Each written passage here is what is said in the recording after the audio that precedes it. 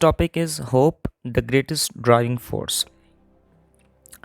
अच्छा, ये topic in fact एक बड़ा इजी टॉपिक है, एक बहुत ओपन एंडेड टॉपिक है। इसको आप ये this it's a sort of argumentative topic. इसको आप जिस तरीके से मर्ज़ी से लेके चलें, मतलब आपने लिखना है कि होप के बारे में, मतलब होप ही सब कुछ है। होप आपको सब कुछ बताती है, सिखाती है, बताती है, और होप की वजह से हम जीत रहे हैं, हम ज़िंदगी जी रहे हैं। एक बड़ा it seems easy topic, but again जैसे मैंने आपको स्टार्ट में बताया कि आपको एक बैलेंस्ड अप्रोच इस पेपर को पास करा सकती है। अदरवाइज़ ये paper it's not as much easy as we are thinking. ठीक है। अच्छा, देन कम्स होप। होप के ऊपर इंशाल्लाह एक मैंने डिटेल मेरी वीडियो हम इसके ऊपर बनाऊंगा इंशाल्लाह। वो आपको मैं होप वाला आपका ये वाला मसला हल कर देंगे। बट होप एक आर्गुमेंटेटिव टॉपिक है। ठीक है, हम आज की वीडियो में मेरा मकसद ये है कि आपको बताऊं कि आपने टॉपिक को अटेंड कैसे करना था और ये टॉपिक की नेचर कौन सी है। This is an discourse topic. Discourse topic यानी कि argument sorry expository topic I am so sorry, this is an expository topic.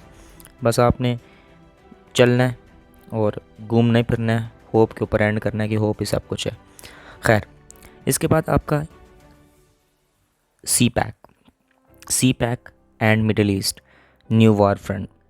C pack को आप उसने इंडिया मिडल ईस्ट के साथ कनेक्ट किया है, क्योंकि इंडिया सी पैक का हिस्सा नहीं है। इंडिया हमेशा उसको काउंटर करने की कोशिश कर रहा है, और मिडल ईस्ट, इंडिया और मिडल ईस्ट और यूरोप, ठीक है, इन तीन के ऊपर सी पैक का मतलब आपने ये मतलब आपने ये देखना है कि मिडल ईस्ट और यूरोप जो है, यूरोप भी इसके सी पैक और इन तीनों का मतलब इन तीनों मुल्कों की सी पैक के साथ क्या ये मतलब एक नई जंग छेड़ रही है। Again this is an expository topic. ठीक है, आपने पॉइंट्स लिखने हैं, बताने हैं और उसको एक्सप्लेन करना है।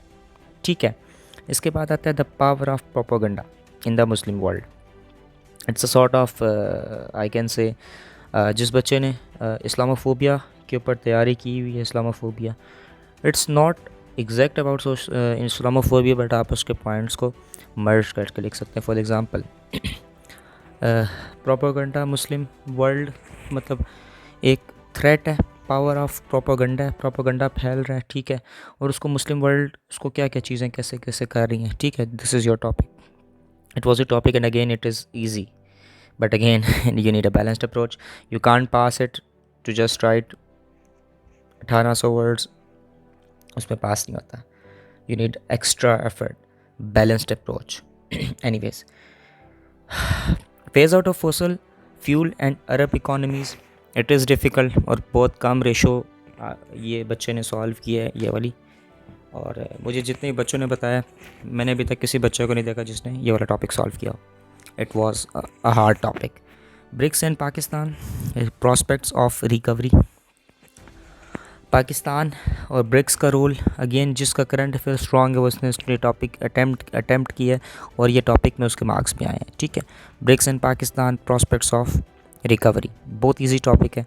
इस सारे पेपर को अगर एनालिसिस किया जाए, इस पर करंट अफेयर के साथ बहुत से टॉपिक्स हैं, लेकिन सबसे ईजी जो आपका आ रहा है ब्रिक्स है, कि ऑलरेडी ब्रिक्स एक बड़ा हॉट टॉपिक था और इसको एक्सपेक्ट किया भी जा रहा था करंट अफेयर में, लेकिन उसने एस्से में दे रहा है आपको, और एस्से में इंतहा ईजी दिया है।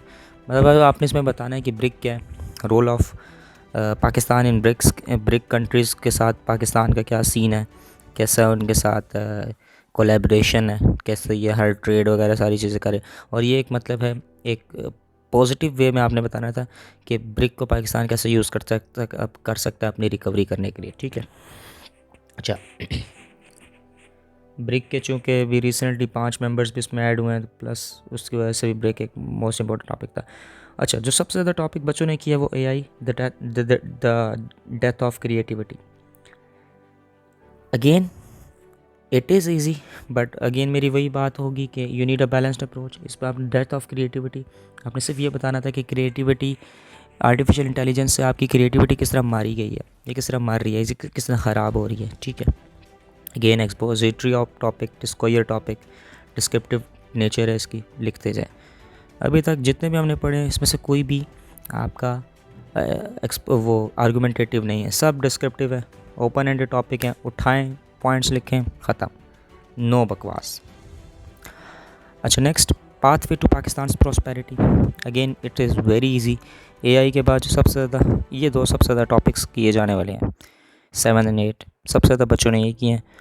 और जो आईआर के बच्चे तो ग्लोबलाइजेशन, नेशनल इकोनॉमी इसके ऊपर गए हैं और पाकिस्तान की पोलराइजेशन, लेकिन अगेन ये गवर्नेंस एंड सोसाइटी के ऊपर पूछ रहा है।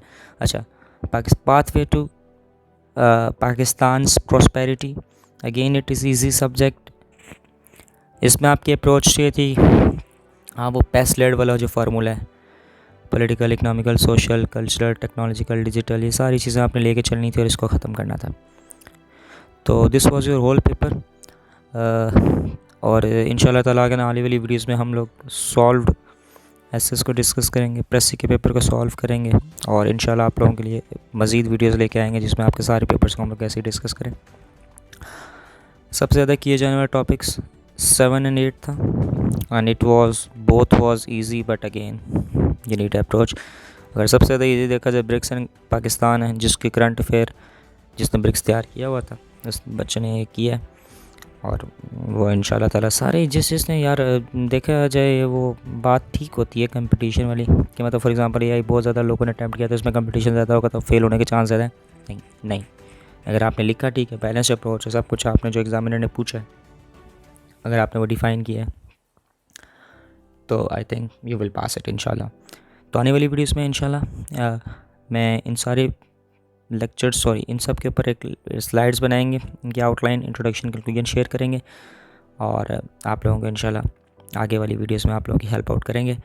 और अपना ख्याल रखिएगा, इस वीडियो को अपने दोस्तों के साथ शेयर करें जो भी अपीयर हुए हैं ताकि उनको पता लगे कि जो भी उन्होंने टॉपिक अटैम्प्ट किया तो उसके बारे में ये कौन सा टॉपिक था। और आप भी कमेंट करके मुझे ज़रूर बताएं कि आपने इनमें से कौन सा टॉपिक अटैम्प्ट किया। और अगर आपने अटैम्प्ट नहीं किया, आप अपीयर नहीं हुए, तो if you are in exams तो आप इनमें से कौन सा अटैम्प्ट करते हैं। The easy one is 6, 7, 8 and this is all about in today's video. मिलते हैं इंशाल्लाह आपसे अगली वीडियो में। अपना ख्याल रखिएगा। Good luck for your exams. शुक्रिया।